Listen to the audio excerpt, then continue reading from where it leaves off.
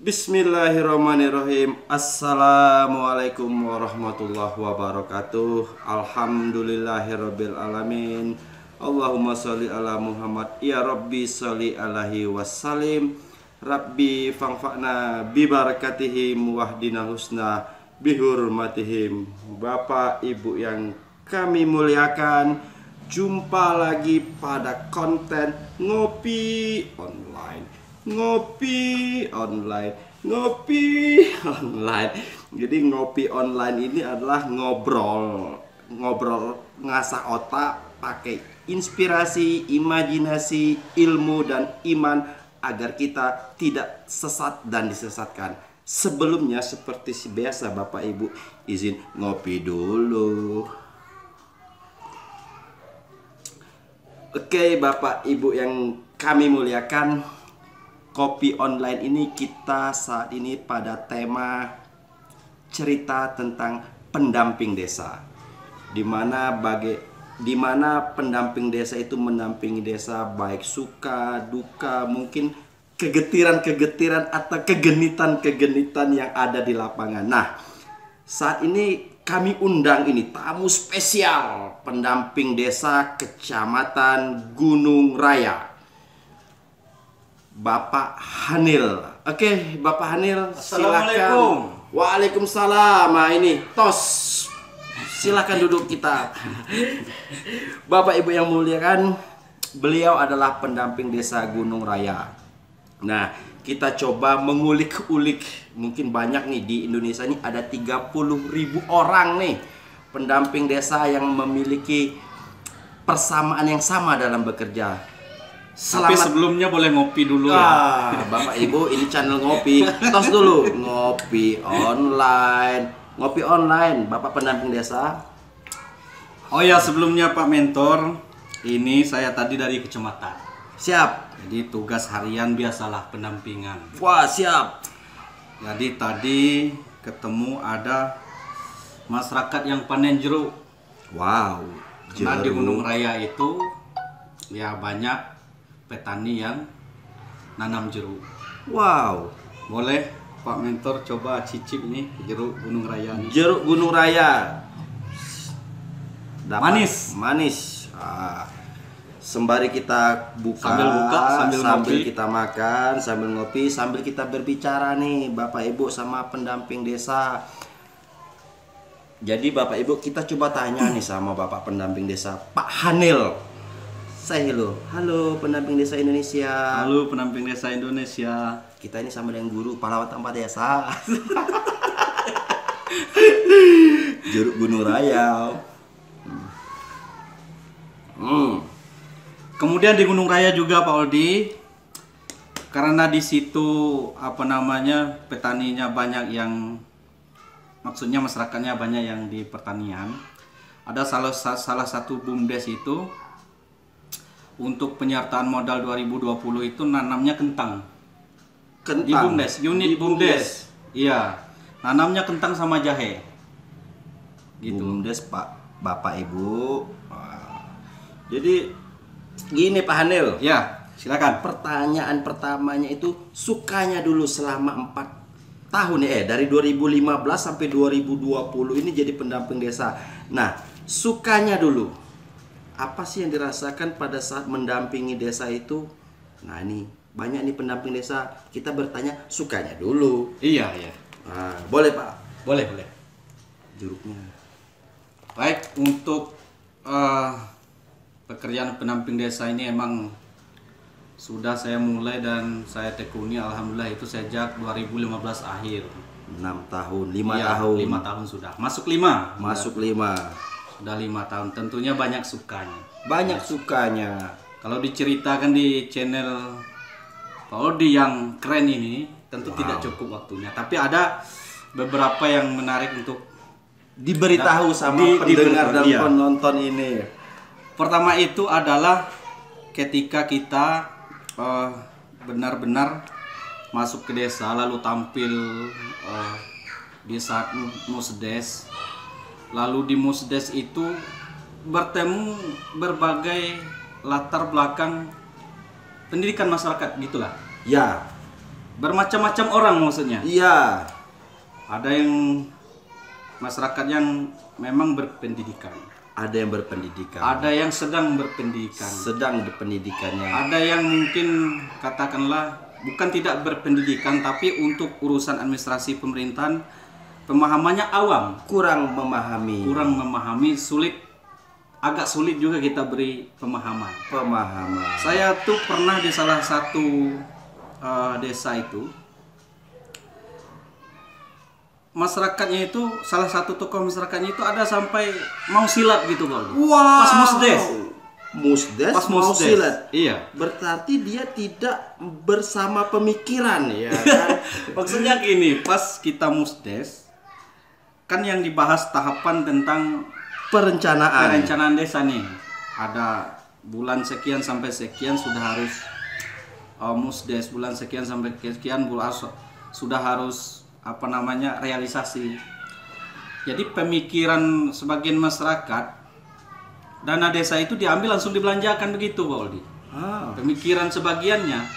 Jadi karena tidak sesuai aturannya panjang gitu, sampai tepuk meja mau silat dia.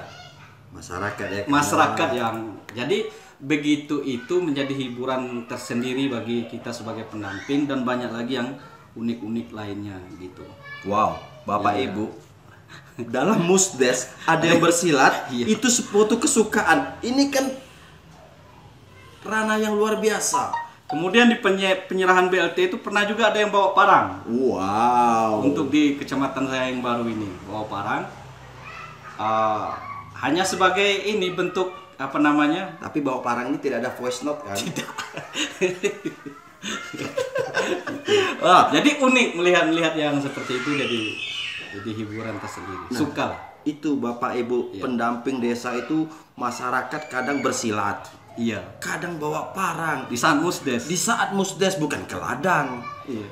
Ini kan suatu anomali nih. Pendamping desa ini menghadapi masyarakat yang notabene-nya tuh ada antagonis dan lawannya pelawak. Macam-macam. Nah, memang begitu Bapak Ibu, pendamping desa ini kita tidak terikat jam kerja. Jam kerja kita ini 24 jam. Itu tadi sukanya. Coba sekarang dukanya. Nah, bagaimana dukanya menjadi pendamping desa ini? Iya. Memang pernah beberapa kali musdes itu tentu masyarakat kan tidak bisa memastikan bahwa musdes itu hanya bisa terlaksana di siang hari. Kadang-kadang keinginan masyarakatnya malam musdesnya. Tetapi beberapa desa itu ada yang tidak ada sinyalnya, plus jauh lagi dari keramaian. Jadi kadang pulang malam begitu kan. Kadang pulang malam melewati wilayah yang hutan gitu. Itu menjadi duka. Kemudian yang paling sering itu adalah kita cukup sering mendengarkan bahwa kabar-kabar berita-berita tidak baik dari orang yang menyatakan bahwa pendamping desa itu tidak bekerja. Iya. Kita kan tidak bisa membuktikan dan tidak ingin membuktikan bahwa kita sudah melakukan hal-hal yang untuk seperti itu. Istilahnya, masa kita bekerja harus pencitraan juga kan tidak mungkin. Begitu. Nah, itu Bapak Ibu, pendamping desa ini kadang-kadang kita bekerja di luar jam kerja, tetapi persepsi masyarakat kita dinyatakan tidak kerja. Iya. Tapi itu tidak masalah, tidak masalah. Visi kita memajukan Indonesia dari pinggiran. Banyak kok desa-desa di Kerinci yang sudah maju, pembangunannya sudah berjalan. Nah, pendamping desa ini unik. Kenapa unik? Dari presiden sampai bupati itu cuma ada wakilnya, cuma kepala desa nggak ada wakilnya. Siapa wakilnya? Iya, pendamping desa.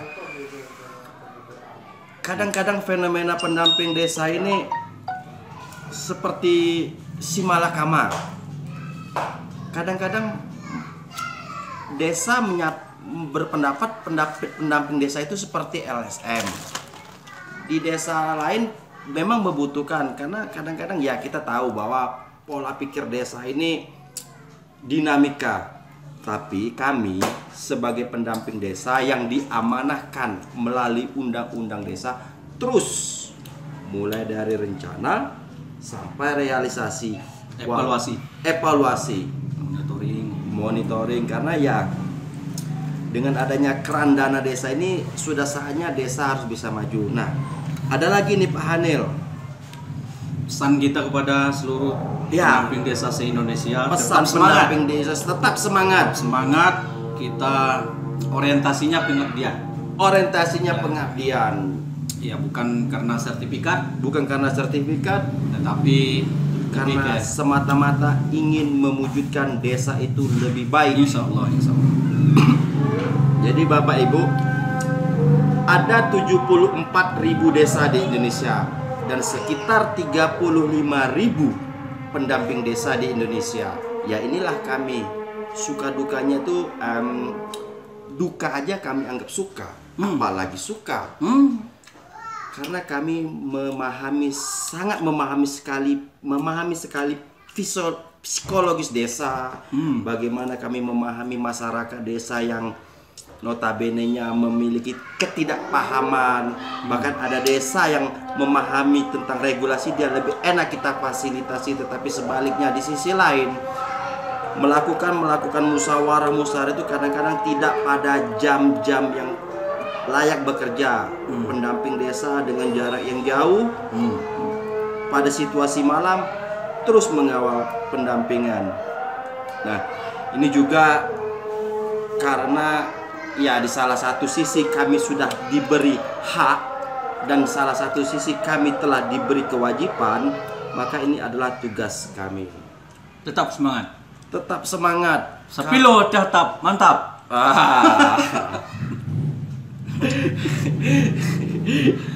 Jadi yang nonton ini dan merasa sebagai pendamping desa, jangan berkecil hati. Jangan menyerah, karena kitalah orang yang pertama ikut membangun desa. Sebelumnya belum ada. Yang ada ngopi dulu. Dan jangan lupa subscribe, share, and like channel ini. Mungkin itu dulu ya, kalau dia. Ya, kita pendamping desa tidak ada tanda jasa, tidak ada penghargaan khusus. Tetapi ketika Indonesia maju dari pinggiran, itu adalah karena pendamping desa. Kami di Kerinci yang jumlah desanya hampir 300 dengan jumlah perilaku masyarakatnya yang berjuta-juta aneh, dengan kesabaran, dengan kelucuan, dengan kebandelan sedikit, mendorong desa sesuai dengan regulasi-regulasi yang diatur dari undang-undang dan turunannya. Nah, ini kalau kami kacakap kantai kamai.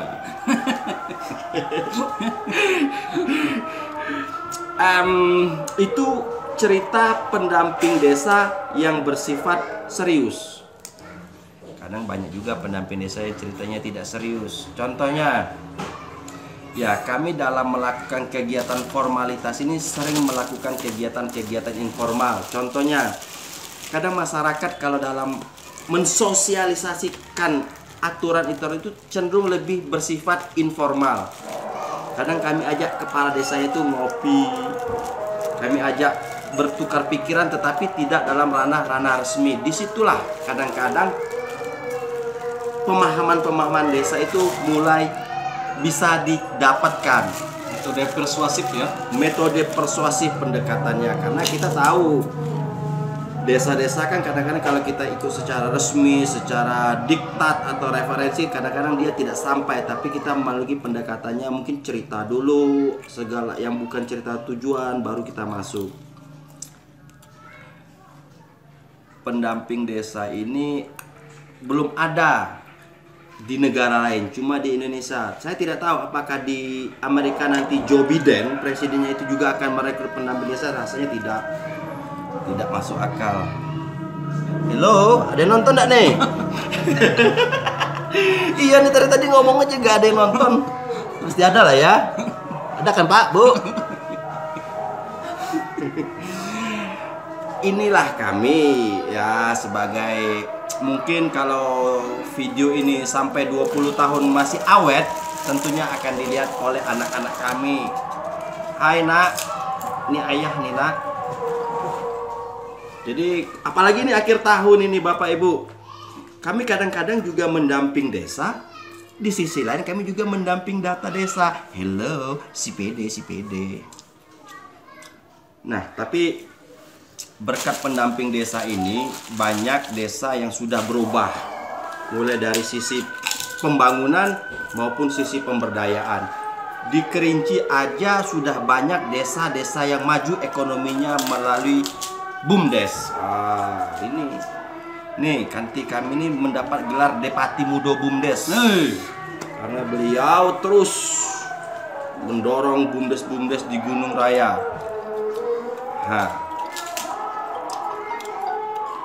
Insya Allah. Insya Allah. Sami'na wa ta'na. Nah, itu ajaran guru kami. Nonton kan? Hai. Syukur-syukur Pak Menteri nonton. Halo Pak Menteri. Kami damping desa Pak Menteri. Terima kasih Pak Menteri, terima kasih. Juga Pak Jokowi, terima kasih. Cukup ya. Jadi Bapak Ibu, nanti akan ada nih sesi-sesi lain lagi nih. Kita akan jumpa dengan pendamping yang lain, kita ngobrol. Titip pertanyaan di bawah ya. Tulis-tulis pertanyaan. Nanti kita bahas. Tapi subscribe guys, tonton minimal 3 menit.